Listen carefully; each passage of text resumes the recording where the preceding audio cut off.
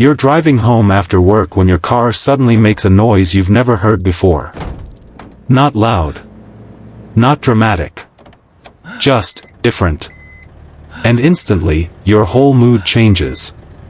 Your brain starts running numbers before you even reach the next red light. How much is in checking? Did rent already clear? Can I afford a repair right now?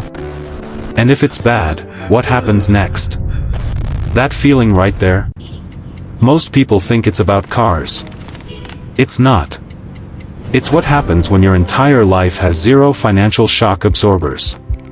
Because when you have almost no margin, every small problem feels like the beginning of a disaster.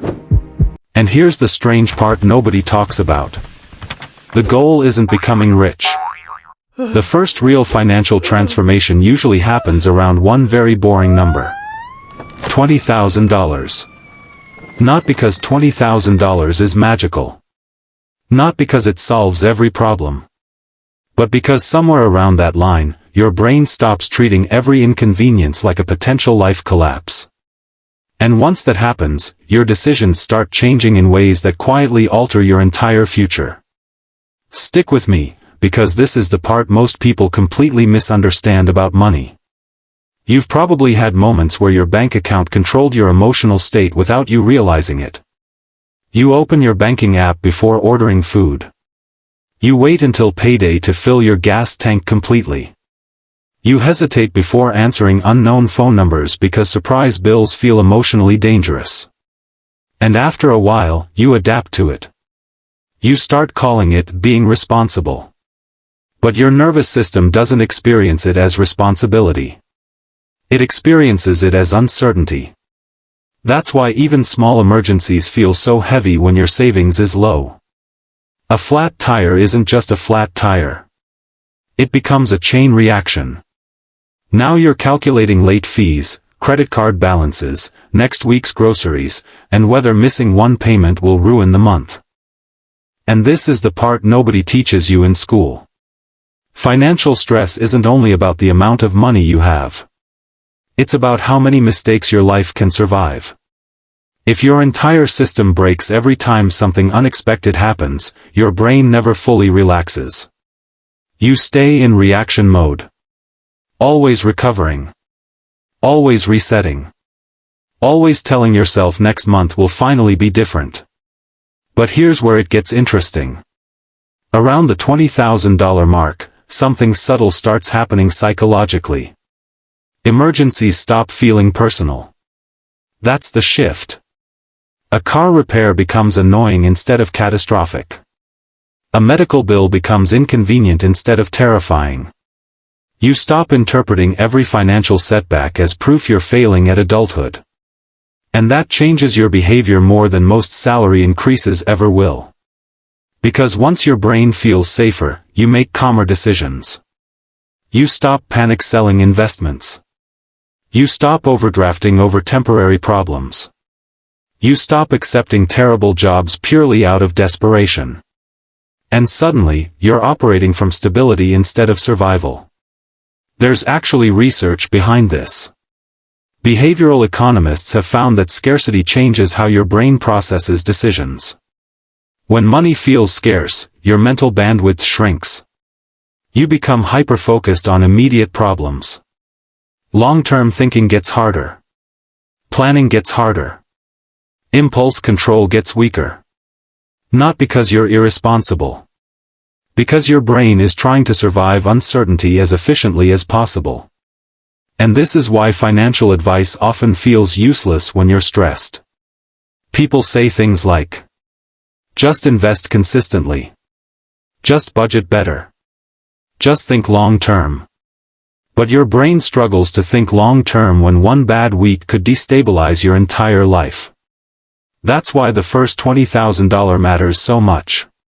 It creates breathing room. And breathing room changes behavior. Now, let's talk about the math, because this part is honestly shocking. Imagine two people making the exact same salary. Same city. Same age. Same income.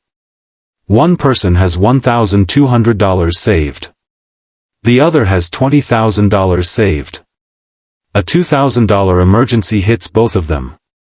For the first person, that expense creates secondary damage. Maybe credit card interest. Maybe missed bills. Maybe overdraft fees. Maybe emotional stress that triggers even more bad decisions afterward. That $2,000 problem can quietly become a $5,000 recovery process. But for the second person, the emergency is contained immediately. No debt spiral. No panic. No financial hangover lasting 6 months. That's the hidden power of savings people miss. Savings doesn't just protect your money. It protects your future decision-making. And this is the part nobody talks about. Once you have financial margin, opportunities start looking different too. You can negotiate salary harder because you're not terrified of losing the job. You can leave toxic workplaces faster. You can wait for better opportunities instead of grabbing the first thing available out of panic. Even investing changes psychologically. When your emergency fund exists, market drops stop feeling like personal attacks. You stop checking your portfolio every 3 hours. You stop emotionally reacting to headlines. You finally give compound growth enough time to actually work. And ironically, this is usually when wealth building starts accelerating. Not because you suddenly became smarter. Because you finally became stable enough to stay consistent. Here's a simple example. Let's say you reach $20,000 saved at age 30. Then you start investing just $500 a month consistently into broad index funds. Nothing aggressive. Nothing flashy. Assume average long-term market returns. By age 50, you're approaching $500,000 invested. And by retirement age, that can potentially cross 7 figures. But here's the key. There's also a trap waiting right around this milestone.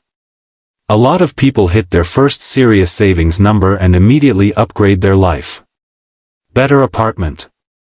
More expensive car. Luxury vacations. Higher monthly payments. And suddenly the emotional safety disappears again. Because the goal was never just accumulating cash. The goal was reducing fragility. Those are completely different things. Someone with $20,000 saved and low monthly expenses is often financially stronger than someone earning twice as much with giant obligations. That's the mindset shift. Wealth is not about looking expensive. It's about needing less panic in your life. And once you understand that, your priorities start changing naturally. You stop buying things purely to signal success. You become more protective of flexibility. You realize peace of mind has a measurable financial value. And honestly, that's when adulthood starts feeling different. Not perfect. Not stress-free. But manageable. That's the word. Manageable. Because the real power of the first $20,000 isn't the money itself. It's the emotional distance it creates between you and constant financial fear. You stop feeling like one mistake can ruin your life. You stop interpreting every setback as an emergency.